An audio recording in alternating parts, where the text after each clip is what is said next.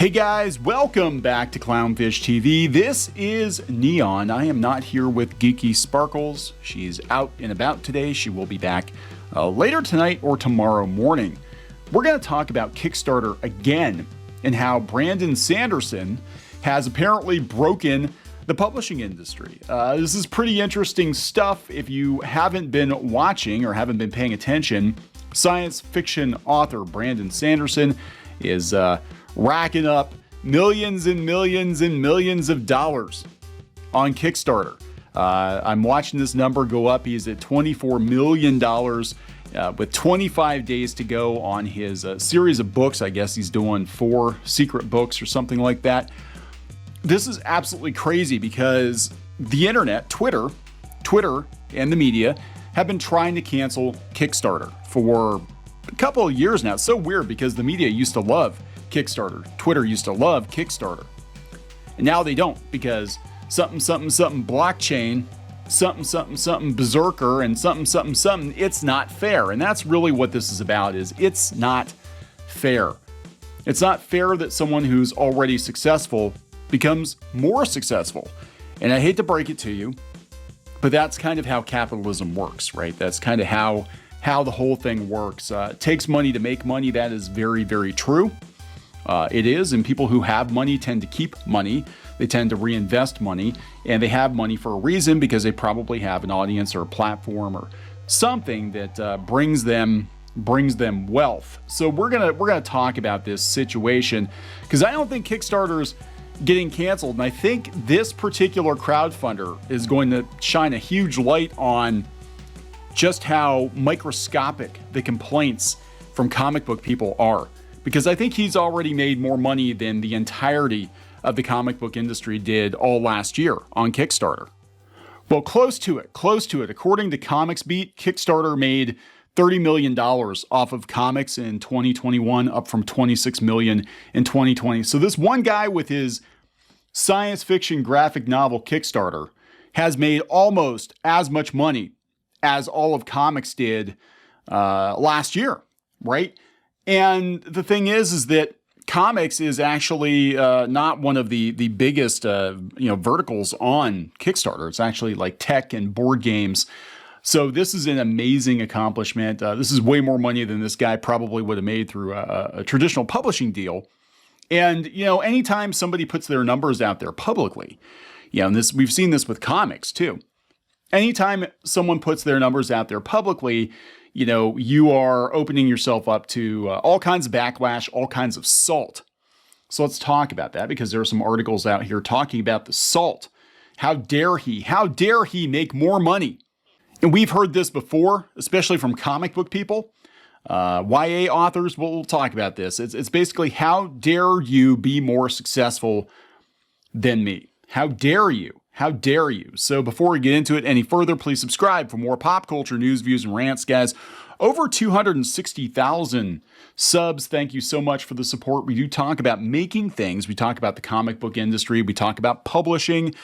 We talk about making your own stuff. We've talked a lot about Kickstarter lately for a couple of reasons. One, a couple of years ago, Kickstarter was doing some very heavy gatekeeping because some of the people working on the comics end of Kickstarter didn't like certain YouTubers' politics or opinions, and they were actually turning down projects, not because the project violated any terms of service at Kickstarter, but because there were some people, some gatekeepers that decided they just didn't like certain people and they shouldn't be allowed on the platform. And since then, Kickstarter laid a lot of those gatekeepers off. Camilla Zhang, who was the Comics Outreach, who was a big advocate, I think, for gatekeeping.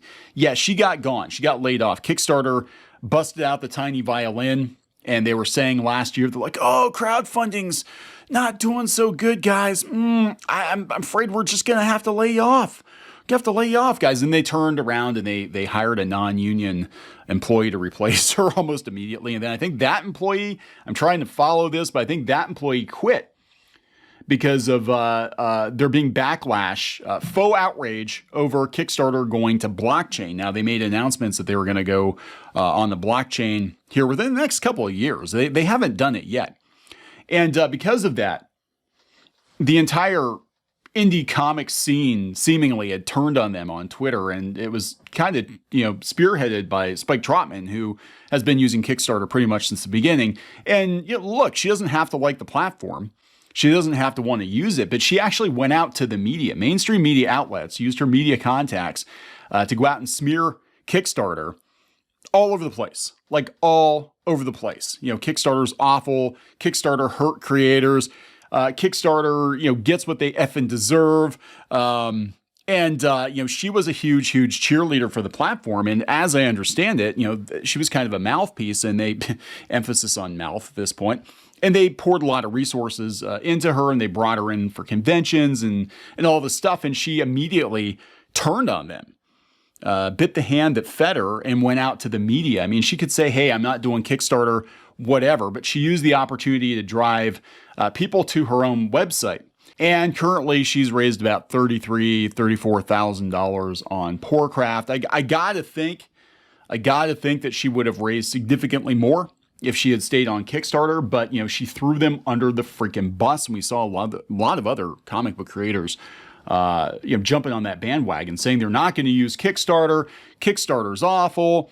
Kickstarter's going to die. Everybody's going to fucking leave Kickstarter because of this blockchain nonsense. And here we are, $24,516,000 later. Yeah, that worked out really well, right? That worked out really well. So the comic book gatekeepers are gone. Kickstarter is moving to blockchain for reasons, and they're going to license out their technology. And guys like Brandon Sanderson are making millions and millions and millions of dollars. And there's nothing Twitter can do about it except cry. And that's exactly what they're doing. So this article coming from Slate, we had a bunch of people send it to us a couple days ago. We got busy. Apologies for that. I didn't even really know who Brandon Sanderson was. I don't read a lot of science fiction these days, but he's got quite the following. He does. And whether it's YA graphic novels or game developers or, comic book creators, if you have a platform, you have a large following, you can crowdfund pretty much anything you want to, So this is interesting stuff. Coming from Slate, how angry should other writers be about Brandon Sanderson's $22 million Kickstarter? Now 24, and he'll probably top 30 by the end of the month. Parsing the reactions to the sci-fi fantasy author's record-setting campaign. How angry should you be? Not angry at all. It should be inspiring. It should be like, well, shit. If he did it, I can do it too. But you have to put the work into it. You have to cultivate the audience, right? There's nothing like the announcement of a fat book advance to set other writers grumbling in protest, whether the jackpot winners are Michelle and Barack Obama, who got a $65 million deal for 2 books in 2017, or Milo Yiannopoulos, who got $250,000 to break with Simon & Schuster. It caused enough uproar that the book was eventually canceled earlier in the same year. So, yeah, before we go any further, I want to talk about that scene, the YA scene, and that crosses over a lot with indie comics, too, because it's the same kind of audience, and a lot of times it's the same editors and the same scene. There are a lot of sour grapes in the YA scene. For sure. I remember a couple of years ago that somebody self-published a book and they got it into the New York Times bestseller list themselves. And there was much outrage because apparently the woman was white and the number 2 book was written by a black woman. And they said that she basically stole the the thunder from that author, and she didn't deserve it because they had self-published. Now, here's the thing about that. And this is 2017. This is a very peak 2017, outrage, right? The thing about this was they figured out how to game the New York Times bestseller list. They did not cheat. They didn't cheat it. They basically beat the publisher at their own game. Publishers game the New York Times bestseller list. They know which bookstores to buy from. They actually, on occasion, hire buyers to go buy a bunch of books because it's worth spending tens of thousands of dollars buying books from certain bookstores if it gets you into the New York Times bestseller list, where you're going to make hundreds of thousands of dollars or millions of dollars. Or at the very least, you can throw New York Times best-selling author on the cover of your next book as a marketing tool. And that's all this is. So they figured out how to do it. And I think it was pretty ingenious of them to figure out how to do it. And it's not that hard. You can actually hire people to go do it for you. And because they did it themselves, not through the publishing system, they got called out as being cheaters and liars, and they were taking a place at the table away from a black author and all sorts of bullshit. And apparently, I guess she took her book down. That was in 2017. In 2022, you look at Twitter, you point and laugh and tell them to go fuck themselves. And that's what I hope Mr. Sanderson does. The announcement today that the fantasy novelist Brandon Sanderson's Kickstarter campaign to fund the publication of a 4-book series had surpassed $20 million to become the platform's most richly funded project to date presents an unusual challenge for critics of how publishing values books. Conservatives could complain that an overwhelmingly liberal industry had drastically overestimated the popularity of the Obamas, and progressives could complain that a company like Simon & Schuster showed terrible judgment promoting and lining the pockets of a troll like Yiannopoulos. But in Sanderson's case, there's no gatekeeper to blame. There's no gatekeeper to blame, but they're going to anyway.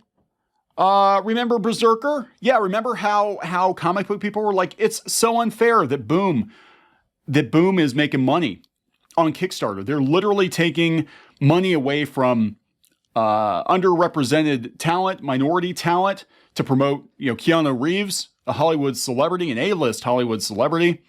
How dare they? How very dare they? And they tried this shit with Archie Comics in 2015, and Archie buckled. Berserker stayed the course and made millions of dollars. I mean, it's a drop in the bucket compared to what Sanderson's doing, but there's a damn good case to be made for ignoring Twitter, ignoring journos, ignoring the salt, and just doing your thing and letting the market decide what will and will not be successful. If you only made $5,000 on your weird-ass anthology book, right, because you have no platform, you just threw it up on Kickstarter and thought people should throw money at you, you're not going to get very far. I mean, the way crowdfunding works, and this is true whether it's Kickstarter or Indiegogo or Patreon or whatever, you have to have a platform that you build on your own. And I see so many people try to get into crowdfunding and they don't have a platform. They think they should maybe use other people's platforms, and they get angry when nobody knows their book exists, nobody knows who they are. But they didn't put the work in, and they might be very, very talented. I'm not saying that these people aren't talented, but they didn't put the work in to build the audience that will support them when they do crowdfund projects, right? And that's the thing. And this is going to change everything. I would not be surprised if we saw like Stephen King crowdfunding books here pretty soon. You know what's going to happen? Kickstarter is going to look at that, and they're going to look at all these comic book people whining, and they're going to be like, yeah, fuck off. Fuck off. We don't care. You brought very, very little to our bottom line. This guy's bringing the big bucks. Literary writers have long bemoaned the amount of money and promotional resources publishers have poured into books by celebrities, politicians, and authors of formulaic commercial fiction. More recently, critics of the industry have demanded that publishers invest in more titles by authors of diverse identities since, there we go, guys, because he's a white dude. Since Sanderson's Kickstarter made headlines, there's been, unsurprisingly, some grousing on social media about whether such an already commercially successful author needs that kind of money. You have enough money. How dare you make more money? Today is a really good day to support your favorite author who hasn't made $18 million in the last few days, said bitter-ass fantasy novelist Natanya Barron.